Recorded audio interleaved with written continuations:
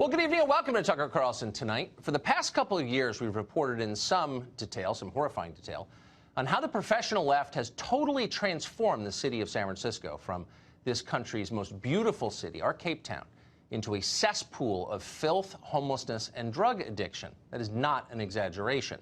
There are now more junkies in San Francisco than there are high school students. And so you won't be surprised to learn that the city has also become threatening and dangerous. The rate of property crime in San Francisco is the highest of any big city in America. More than 6 cars are smashed and robbed every single day of the year. It's a disaster.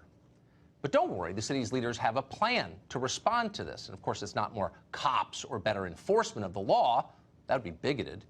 Instead, the city of San Francisco has decided to ban words that suggest San Francisco has a crime problem. So they invent a kind of a soft language to protect themselves from it. And it gets worse with every generation. For some reason, it just keeps getting worse. I'll give you an example of that. There's a condition in combat, most people know about it. It's when a fighting person's nervous system has been stressed to its absolute peak and maximum, can't take any more input. The nervous system has either snapped or is about to snap.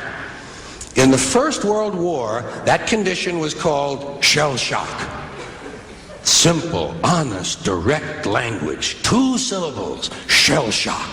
Almost sounds like the guns themselves. People aren't allowed to talk about crime. Maybe they won't notice crime exists. That's the thinking. So last month, the city's Board of Supervisors decreed that there will be no more convicted felons in San Francisco.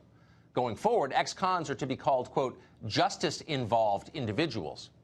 Well, as it happens, the people they committed crimes against are also, quote, justice-involved individuals. So, in other words, victim and criminal are now morally indistinguishable. Then a whole generation went by, and the Second World War came along, and the very same combat condition was called battle fatigue. 4 syllables now. Takes a little longer to say. Doesn't seem to hurt as much. Fatigue is a nicer word than shock. Shell shock. Battle fatigue. Then we had the war in Korea, 1950. Madison Avenue was riding high by that time. And the very same combat condition was called operational exhaustion. Hey, we're up to 8 syllables now. And the humanity has been squeezed completely out of the phrase. It's totally sterile now. Operational exhaustion. Sounds like something that might happen to your car. Then, of course, came the war in Vietnam, which has only been over for about 16 or 17 years. And thanks to the lies and deceit surrounding that war, I guess it's no surprise that the very same condition was called post-traumatic stress disorder. Still 8 syllables, but we've added a hyphen. And the pain is completely buried under jargon. Post-traumatic stress disorder. I'll bet you if we'd have still been calling it shell shock, some of those Vietnam veterans might have gotten the attention they needed at the time. I'll bet you that. I'll bet you that. That's on purpose. This is woke equality. But there's a problem. Back in Washington, leaders of the Democratic Party apparently haven't gotten the memo on this, and some are still using the term felon, which is the real F word. So you might want to send the kids from the room as we play the following clip. We warn you, it's ugly.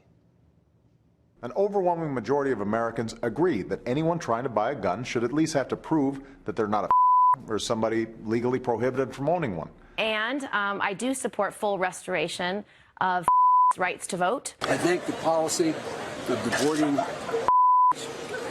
made sense. For all those young men, mostly of color, who got arrested and are now for life for selling that weed on the corner.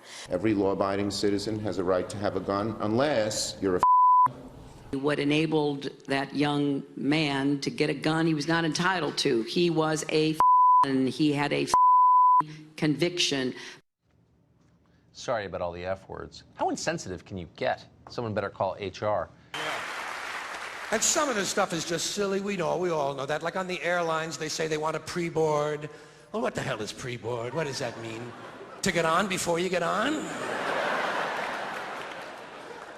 They say they're going to pre-board those passengers in need of special assistance. Cripples. Simple, honest, direct language. There's no shame attached to the word cripple that I can find in any dictionary. No shame attached to it. In fact, it's a word used in Bible translations. Jesus healed the cripples. Doesn't take 7 words to describe that condition. But we don't have any cripples in this country anymore. We have the physically challenged. Is that a grotesque enough evasion for you? How about differently abled? I've heard them called that, differently abled. You can't even call these people handicapped anymore. They'll say, we're not handicapped, we're handy-capable. These poor people have been bullshitted by the system into believing that if you change the name of the condition, somehow you'll change the condition. Well, hey, cousin, doesn't happen. Doesn't happen. We have no more deaf people in this country, hearing impaired.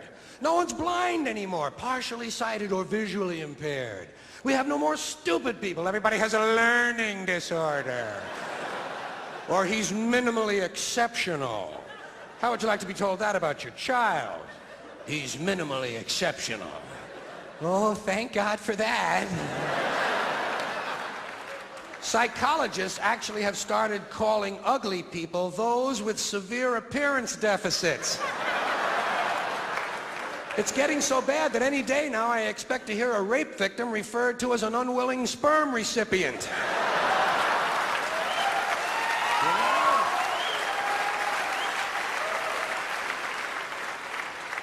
And we have no more old people in this country. No more old people. We shipped them all away, and we brought in these senior citizens.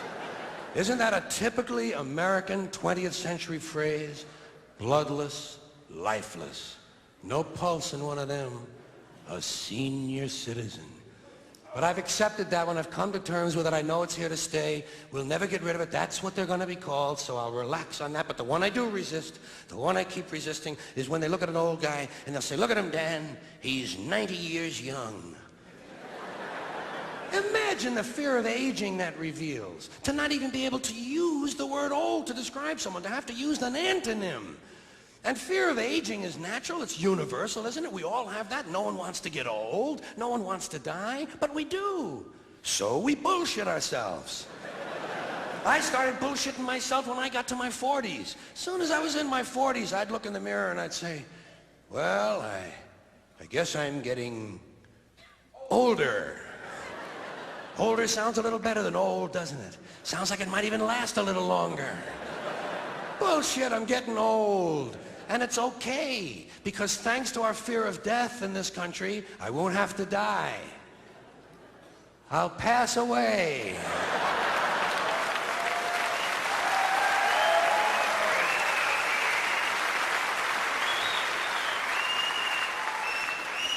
Or I'll expire like a magazine subscription.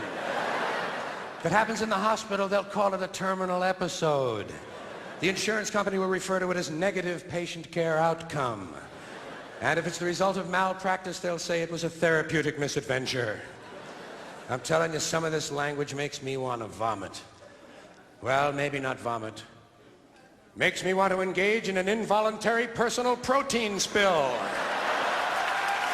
Meanwhile, back in the city of San Francisco, there are no longer any juvenile delinquents. That whole category has disappeared.